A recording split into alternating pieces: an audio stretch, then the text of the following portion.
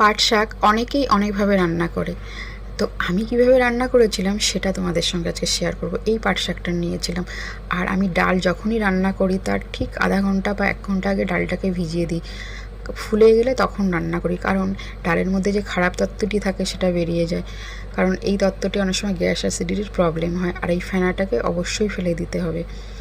আর যখন ডাল সিদ্ধ হয়ে যাবে ভালো করে ঘেঁটে এই যে দিয়ে দিলাম পাট শাকগুলো আর কাঁচা লঙ্কা, নুন হলুদ দিয়ে ডালটা ফুটে গেলে ফোড়নে দিয়েছিলাম 5 ফোড়ন, শুকনো লঙ্কা আর আদা কুচি, রসুন কুচি আর পেঁয়াজ কুচি। তো ডাল আমি একটু ঘন করেই খেতে ভালোবাসি, সেই কারণে ডালটাকে আমি একটু ঘন করেই রান্না করলাম। যারা যেমন খেতে ভালোবাসো তারা তেমন করেই খেও। আর এটা নামানোর পরে একটু ধনে গুঁড়ো দিয়ে দিয়েছিলাম, কেউ দেয় কি না আমি জানি না, তবে চাইলে সে দিতে পারে, ভালো লাগে খেতে।